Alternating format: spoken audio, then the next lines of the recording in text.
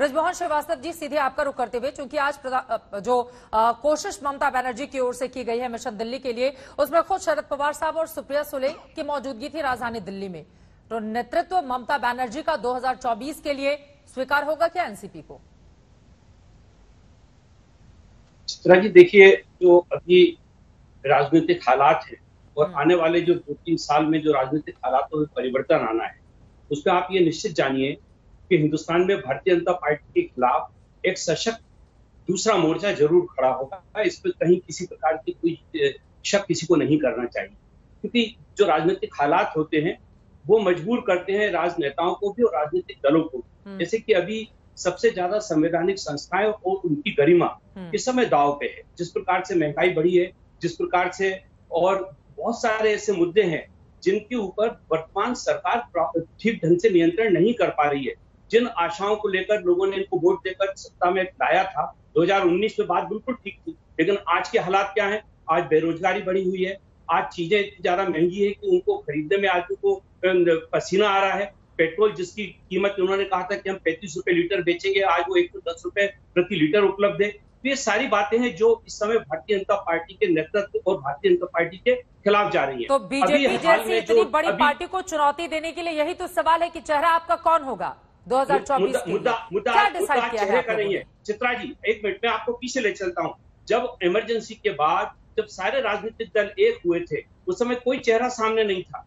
1989 में जब वीपी सिंह साहब ने एक मोर्चा बनाया, उस समय भी कोई सामने लोग नहीं थे।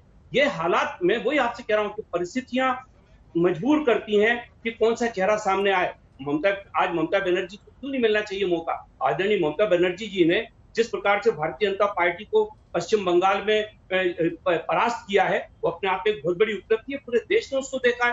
तो एनसीपी को दीदी स्वीकार है? क्यों नहीं है? क्यों नहीं होगा इसमें? मैं कहता हूं कि अगर कोई भी आपका चेहरा होगा 2024 के लिए विपक्षी दलों का, जिसमें एनसीपी शामिल रहेगी।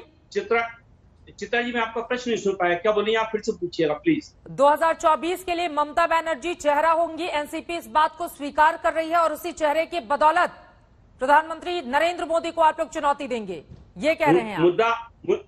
मैं ये कह रहा हूं कि हालात नेतृत्व को लेकर आएंगे सामने, और इसके लिए जितने भी लोग जो भी इस विचारधारा से के विपरीत हैं, जो भारतीय जनता पार्टी की बंटवारे की जो और नफरत की जो राजनीति है, उसके खिलाफ जो लोग हैं, उनके झूठ बोलने के खिलाफ जितने राजनीतिक दल हैं, लेकिन आपने जिन पुरानी सरकारों का जिक्र किया है कि गठबंधन देखिए किस तरह मजबूत सरकारों के खिलाफ होती रही है, लेकिन बहुत सारी ऐसी भी सरकारें रही जो किस तरह से चली गई और ज्यादा दिनों तक वो टिक नहीं पाई। लेकिन हाँ, उसके बाद की सरकारों ने जरूर कुछ कदम आगे बढ़ाए। संगीत रागी जी, देखिए एनसीपी इस बात को स्वीकार कर रही है कि ममता बनर्जी ने जिस तरह का कमाल कर दिखाया है बंगाल में, उनका नेतृत्व स्वीकार है एनसीपी को, फिर तो मुश्किल हो जाएगी बीजेपी के लिए। देखिए 3 बातें मैं कहना चाहता हूँ। अभी एनसीपी के पैनलिस्ट ने कहा कि देखिए जब इमरजेंसी के बाद की स्थिति थी तो कोई भी व्यक्तित्व नहीं था। ये गलत बात है, ये राजनीति का गलत आकलन है।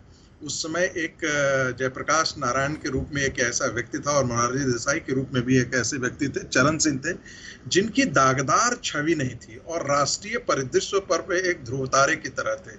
तो ये कहना कि आज के दिन में यदि उनकी तुलना करें तो मुझे नहीं लगता है कि विपक्ष की नैतिकता के मापदंड पर रखें या उनकी क्रेडिबिलिटी का मापदंड रखें। किसी भी मापदंड पर विपक्ष में एक भी ऐसा नेता नहीं है जिसकी राष्ट्रीय फलक पर उसकी एक राष्ट्रीय छवि हो। वीपी सिंह की बात करते हैं तो वीपी सिंह भी 1 साल तक पूरे देश में करप्शन के विरुद्ध के एक उनकी छवि उभर करके आई थी। मैं बहुत अच्छी तरह जानता हूं कि सारे देश के विश्वविद्यालयों में, कई विश्वविद्यालयों में वो गए, सारे राज्यों में गए, एक क्रूसेडर के तौर पर उनकी छवि बन करके उभर करके आई थी। और विपक्षी पार्टियों में जो आपस में भी सहमति नहीं थी, उनका भी वो नेता कहा जाता है कि लेफ्ट और राइट दोनों के वो सहमति से वहां पर आकर के खड़े हुए। अभी हम यदि देखते हैं, अभी वर्तमान परिदृश्य में हम देखते हैं तो एक हालात होती है, क्या कोई भी किसी को नेता स्वीकार करने के लिए तैयार है? क्या शरद पवार जी ममता बनर्जी को तैयार हो जाएंगे नेता बनाने के लिए? ये क्या ममता बनर्जी जी शरद पवार को तैयार हो जाएंगी? 10 सेकंड जी 10 सेकंड मैं इसका विश्लेषण पूरा कर देता हूं। देखिए, आप देखेंगे, आप बहुत दिनों से आप राजनीति को परख रही हैं, जब भी कोई जीत करके प्रदेश में कोई बड़ा व्यक्ति खड़ा होता है तो एक प्रकार का अगले दिन से टेलीविजन की और न्यूज मीडिया की एक विमर्श खड़ा हो जाती है। ये नरेंद्र मोदी को, ये भारतीय जनता पार्टी को चुनौती देगा। आप याद कीजिए, जब अखिलेश यादव पहली बार मुख्यमंत्री बनकर के आए थे तो लगता क्या ये आप ही के चैनल पर एक बड़े पत्रकार हैं अंग्रेजी के, उन्होंने कहा ये प्राइम मिनिस्टर के मेटल है। ठीक है ना, पता नहीं वो प्राइम मिनिस्टर के मेटल कहाँ गए, वो कौन सा धातु में पिघल करके खत्म हो गए साइकिल पे, मुझे बताने की आवश्यकता नहीं है। वैसे ही जब मायावती मुख्यमंत्री बनी थी, मायावती का उदय हुआ था, तब लोगों ने कहा ये प्राइम मिनिस्टर मेटल है। नीतीश कुमार जी जब बिहार की बागडोर उनके हाथों में आई, तब भी यही प्रकट किया गया कि वो शायद फिर दक्षिण से जब चंद्रबाबू नायडू आए तो उनके बारे में भी कहा ये प्राइम मिनिस्टर मेटल है। लेकिन वे सारे के सारे लोग कहाँ हैं, हमको ये बताने की आवश्यकता नहीं है। मुझे लगता है कि अभी भी ममता बनर्जी जी ने जो कहा है कि हम 2024, ये सब आपस में लड़ेंगे।